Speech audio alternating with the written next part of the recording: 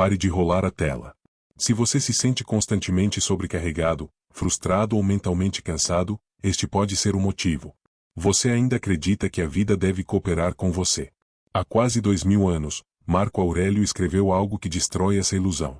O obstáculo no caminho se torna o caminho. Sem motivação. Sem poesia. Brutal. Você reclama da pressão. Ele chamaria isso de preparação. Você se ressente da demora. Ele chamaria isso de disciplina. Você amaldiçoa a adversidade. Ele chamaria isso de refinamento. Deixe-me perguntar diretamente. Quando algo bloqueia seus planos, qual é sua primeira reação? Raiva? Autocomiseração? Culpa? Essa reação revela mais sobre você do que o obstáculo jamais poderia. Você quer uma estrada reta, lisa, previsível, confortável.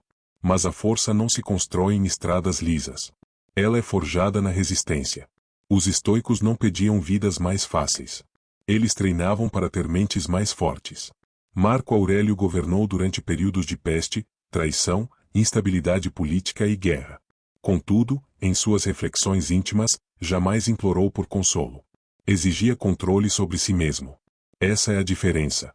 O obstáculo não é uma interrupção do seu crescimento. É o mecanismo do seu crescimento. Pense bem sobre isso. Cada rejeição te obrigou a melhorar.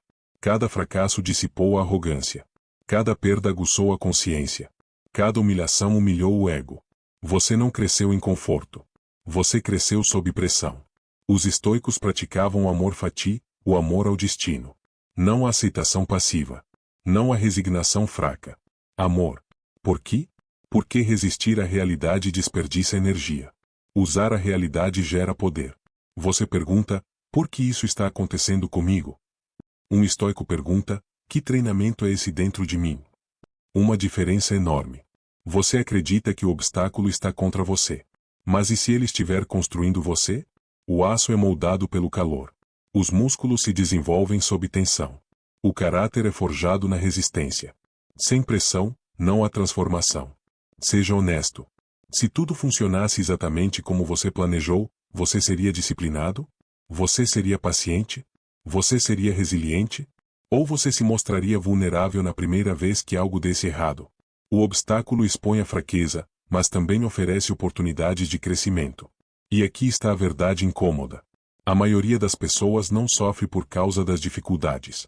Elas sofrem porque esperavam facilidades. A expectativa gera frustração.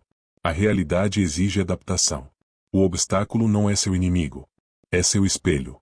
Ele mostra onde você tem fraquezas mentais, e lhe dá a oportunidade de fortalecer exatamente essa área. Você pode reclamar do peso. Ou você pode levantá-lo. Uma te mantém estagnado. A outra te faz evoluir. Agora, pare e reflita. Pense em uma dificuldade atual que você está enfrentando. Em vez de perguntar como removê-lo, pergunte: o que isso exige de mim? Mais paciência? Mais disciplina? Mais controle emocional? Porque, uma vez que você entende que o obstáculo é o treinamento, você para de se sentir atacado. E você começa a se preparar. É aqui que começa a verdadeira força mental. E na próxima etapa, enfrentaremos algo ainda mais decisivo do que obstáculos externos. Seus pensamentos. Se o obstáculo te treina, então o próximo campo de batalha não está lá fora, está na sua interpretação. Eis uma dura verdade. O que mais te incomoda não é o que as pessoas fazem, mas sim o que você presume que elas queriam dizer. Alguém fala brevemente, e você chama isso de desrespeito. Alguém permanece em silêncio, e você chama isso de rejeição. Alguém tem sucesso, e você chama isso de injustiça. Sua mente preenche as lacunas com drama. Os estoicos compreendiam algo que a maioria das pessoas se recusa a aceitar. Você não pode controlar o comportamento, as circunstâncias, as perdas, os atrasos ou as opiniões. Mas você pode controlar o significado que lhes atribui. A emoção não surge dos acontecimentos. Ela emerge da avaliação. Se você repetir isso é injusto, a raiva cria raízes. Se você repetir isso arruinou tudo, o desespero se intensifica. Se você disser isso aconteceu, sem exagero, a carga emocional diminui. A vida é neutra. Sua interpretação, não. Pense nos seus pensamentos como um botão de volume. Cada vez que você repassa mentalmente uma ofensa, aumenta a intensidade. Cada vez que você dramatiza um cenário, amplifica o sofrimento. Você não está reagindo à realidade. Você está reagindo à sua narrativa da realidade. Essa distinção muda tudo.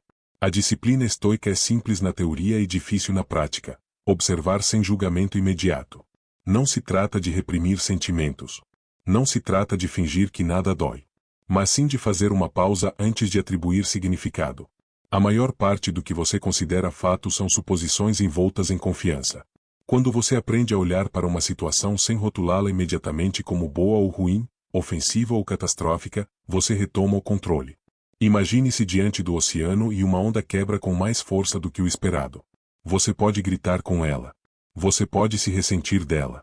Você pode amaldiçoá-la. A onda não negocia. Ou você pode ajustar sua postura. A realidade não se curva à indignação. Ela permanece indiferente. A única coisa que muda é o seu estado interior. Aceitação não é fraqueza. É força estratégica. Você desperdiça uma energia enorme discutindo com o que já aconteceu. Faça uma pausa antes de reagir. Pergunte a si mesmo. Essa dor vem do acontecimento em si, ou da história que eu criei para ele? Essa pausa é disciplina. Essa pausa é poderosa. Entre o estímulo e a resposta, existe um espaço.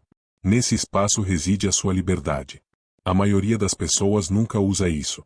Elas reagem instantaneamente. Defendem-se automaticamente.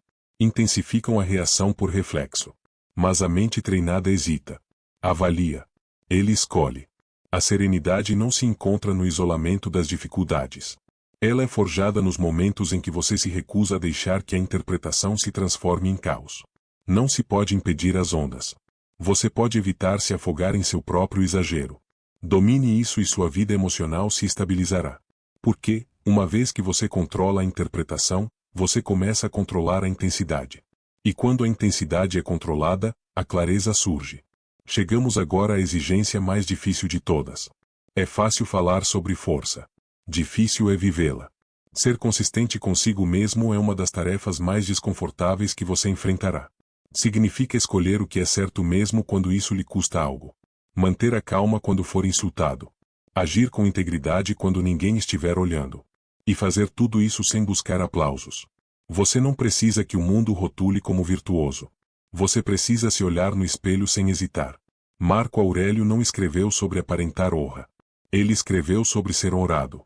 E há uma diferença. Qualquer um pode debater moralidade. Poucos conseguem praticá-la em silêncio. A disciplina não é barulhenta. Não se anuncia. Não apresenta provas. Simplesmente age. Ela te levanta quando o conforto te diz para ficar deitado.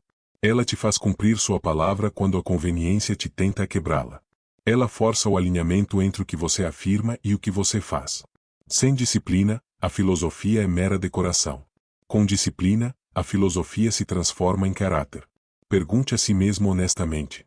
Suas ações confirmam seus princípios? Ou os contradizem quando a pressão aumenta? Humildade não é declarar que você é humilde. É admitir quando você está errado. Compaixão não é pregar a bondade. É perdoar quando você é magoado. Integridade não é um slogan. É manter a coerência sob pressão. A virtude se encarna, não se anuncia. O mundo não precisa de mais comentários sobre o que deve ser feito. Ele precisa de indivíduos que, discretamente, façam isso. Você não é o que você posta. Você não é o que você diz. Você é o que você pratica repetidamente. Principalmente quando ninguém está olhando. E agora vem a camada final de força, a aceitação.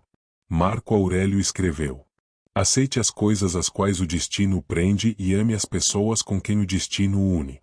Essa afirmação elimina a ilusão. A vida não pede sua aprovação. Ela não consulta suas preferências antes de alterar seu caminho. Ela remove pessoas. Ela apresenta desafios. Ela muda de direção sem aviso prévio. Você tenta negociar com a realidade. A realidade não negocia. Aceitação não é rendição. É alinhamento. A dor que surge por si só. Essa é inevitável.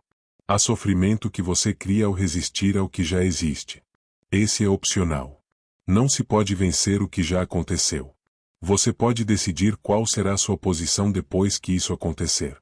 Quando você para de lutar contra o imutável, a energia retorna para você. A clareza retorna. O poder retorna. Aceitação não significa passividade. Significa parar de desperdiçar energia no impossível e redirecioná-la para o que pode ser moldado. Sua resposta. A vida é como um rio. Você pode se esgotar lutando contra a correnteza. Ou pode aprender a se mover com ela, direcionando-se quando possível e adaptando-se quando necessário. Aqueles que se rebelam contra a realidade permanecem cansados. Aqueles que a compreendem tornam-se firmes. E a firmeza é inabalável. Quando você combina disciplina com aceitação, algo raro surge, a soberania interior. Não se trata de ter controle sobre os acontecimentos, mas sim de ter controle sobre si mesmo. O obstáculo te treina. A interpretação te molda. A disciplina te prova. A aceitação te liberta. Nesse ponto, nada externo pode dominar seu estado interior. Isso não é fraqueza. Isso é maestria. Se esta mensagem lhe causou um desafio, não deixe que ela se torne apenas mais um vídeo que você assistiu. Escolha um princípio hoje, disciplina, interpretação controlada ou aceitação, e pratique-o deliberadamente antes do fim do dia. Escreva nos comentários, prefiro o domínio à reação. Comprometa-se publicamente. Não para obter validação, mas para prestar contas. Se isso fortaleceu sua perspectiva, inscreva-se e siga nessa jornada. Porque a força mental não se constrói em um instante. É construído através da repetição. E a repetição começa agora.